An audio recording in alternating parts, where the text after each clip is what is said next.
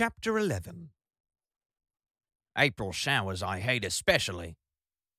However non-committally Arthur grunted, the man seemed determined to talk to him. He wondered if he should get up and move to another table, but there didn't seem to be one free in the whole cafeteria. He stirred his coffee fiercely. Bloody April showers. Hate, hate, hate. Arthur stared, frowning out the window. A light, sunny spray of rain hung over the motorway. 2 months he'd been back now. Slipping back into his old life had in fact been laughably easy. People had such extraordinarily short memories, including him. 8 years of crazed wanderings around the galaxy now seemed to him not so much like a bad dream as like a film he had videotaped off television and now kept in the back of a cupboard without bothering to watch. One effect that still lingered, though, was his joy at being back. Now that the Earth's atmosphere had closed over his head for good, he thought wrongly, everything within it gave him extraordinary pleasure. Looking at the silvery sparkle of the raindrops, he felt he had to protest. "Well, I like them," he said suddenly, "and for all the obvious reasons. They're light and refreshing. They sparkle and make you feel good." The man snorted derisively. "That's what they all say," he said, and glowered darkly from his corner seat. He was a lorry driver. Arthur knew this because his opening, unprovoked remark had been, "I'm a lorry driver. I hate driving in the rain. Ironic, isn't it? Bloody ironic." If there was a sequitur hidden in this remark, Arthur had not been able to define it, and had merely given a little grunt, affable but not encouraging. But the man had not been deterred then, and was not deterred now. "They all say that about bloody April showers," he said. "So bloody nice, so bloody refreshing, such charming bloody weather." He leaned forward, screwing his face up as if he was going to say something extraordinary about the government. "What I want to know is this," he said. "If it's going to be nice weather, why," he almost spat, "can't it be nice without bloody raining?" Arthur gave up. He decided to leave his coffee, which was too hot to drink quickly and too nasty to drink cold. "Well, there you go," he said, and instead got up himself. "Bye." He stopped off at the service station shop, then walked back through the parking lot, making a point of enjoying the fine play of rain in his face.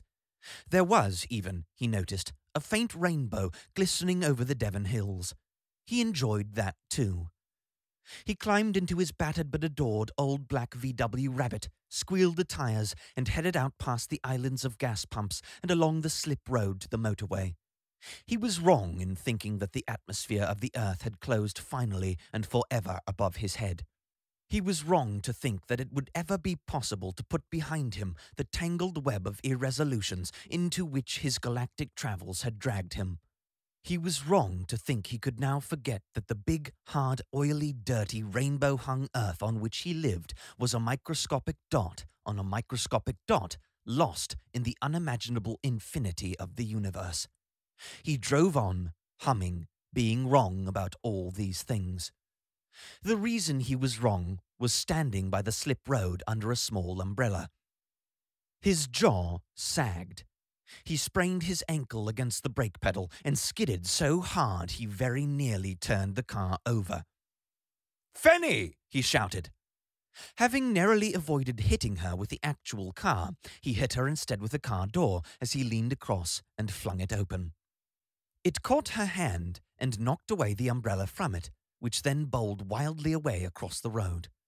"Shit!" yelled Arthur, as helpfully as he could, leaped out of his own door, narrowly avoided being run down by McKenna's all-weather haulage, and watched in horror as it ran down Fanny's umbrella instead. The lorry swept along the motorway and away. The umbrella lay like a recently swatted daddy longlegs, expiring sadly on the ground. Tiny gusts of wind made it twitch a little. He picked it up. He said. There didn't seem to be a lot of point in offering the thing back to her. "How did you know my name?" she said. Well," he said. "Look, I'll get you another one." He looked at her and tailed off. She was tallish, with dark hair which fell in waves around a pale and serious face. Standing still, alone, She seemed almost sombre, like a statue to some important but unpopular virtue in a formal garden. She seemed to be looking at something other than what she looked as if she was looking at. But when she smiled, as she did now, suddenly, it was as if she had just arrived from somewhere. Warmth and life flooded into her face, and impossibly graceful movement into her body. The effect was very disconcerting, and it disconcerted Arthur like hell. She grinned, tossed her bag into the back, and swiveled herself into the front seat. "Don't worry about the umbrella," she said to him. She climbed in. "It was my brother's, and he can't have liked it, or he wouldn't have given it to me." She laughed and pulled on her seatbelt. "You're not a friend of my brother's, are you?" No. Her voice was the only part of her which didn't say, "Good." Her physical presence there in the car, his car, was quite extraordinary to Arthur. He felt, as he let the car pull slowly away, that he could hardly think or breathe, and hoped that neither of these functions was vital to his driving, or they were in trouble. So what he had experienced in the other car, her brother's car, the night he had returned, exhausted and bewildered from his nightmare years in the stars, had not been the unbalance of the moment, or, if it had been, he was at least twice as unbalanced now, and quite liable to fall off whatever it is that well-balanced people are supposed to be balancing on. So, he said, hoping to kick the conversation off to an exciting start. He was supposed to pick me up, my brother, but phoned to say he couldn't make it. I asked about buses, but the man started to look at a calendar rather than a timetable, so I decided to hitch. So here I am. And what I would like to know is how you know my name. Perhaps we ought to first sort out, said Arthur, looking back over his shoulder as he eased his car into the motorway traffic. where I'm taking you. Very close, he hoped, or a long way. Close would mean she lived near him. A long way would mean he could drive her there.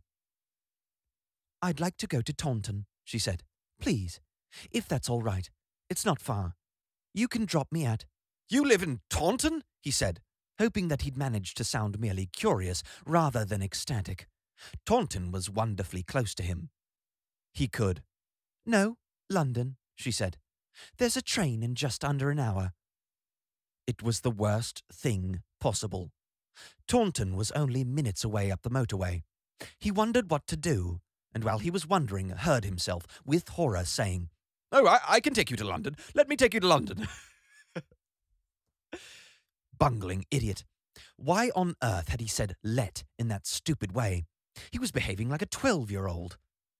She looked at him severely. "Are you going to London?" she asked. Yes. He didn't say. And I've got to step on it. He failed to add, omitting a glance at his watch. I wasn't, he said, but... Bungling idiot. "It's very kind of you," she said. "But really, no, I like to go by train." And suddenly she was gone. Or rather, that part of her which brought her to life was gone. She looked rather distantly out the window and hummed lightly to herself. He couldn't believe it. 30 seconds into the conversation, and he'd already blown it. Grown men, he told himself, in flat contradiction of centuries of accumulated evidence about the way grown men behave, do not behave like this. Taunton, 5 miles, said the signpost. He gripped the steering wheel so tightly the car wobbled. He was going to have to do something dramatic. "Fenny," he said. She glanced round sharply at him. "You still haven't told me how—" "Listen," said Arthur. "I will tell you, though the story is rather strange. Very strange." She was still looking at him, but said nothing. "Listen." "You said that." "Did I? Oh, there are things I must talk to you about, and things I must tell you, a story I must tell you which would—" He was thrashing about. He wanted something along the lines of, "Thy knotted and combined locks to part, and each particular hair to stand on end, like quills upon the fretful porcupine," but didn't think he could carry it off, and didn't like the hedgehog reference. "Which would take more than 5 miles, he settled for in the end, rather lamely, he was afraid. "Well?" just supposing, he said, just supposing. He didn't know what was coming next, so he thought he'd just sit back and listen. That there was some extraordinary way in which you were very important to me, and that, though you didn't know it, I was very important to you, but it all went for nothing because we only had 5 miles, and I was a stupid idiot at knowing how to say something very important to someone I've only just met, and not crash into lorries at the same time. What would you say?" He paused, helplessly, and looked at her. "I should do." "Watch the road!" she yelped. "Shit!" He narrowly avoided careening into the side of 100 Italian washing machines in a German lorry. "I think," she said, with a momentary sigh of relief, "you should buy me a drink before my train goes."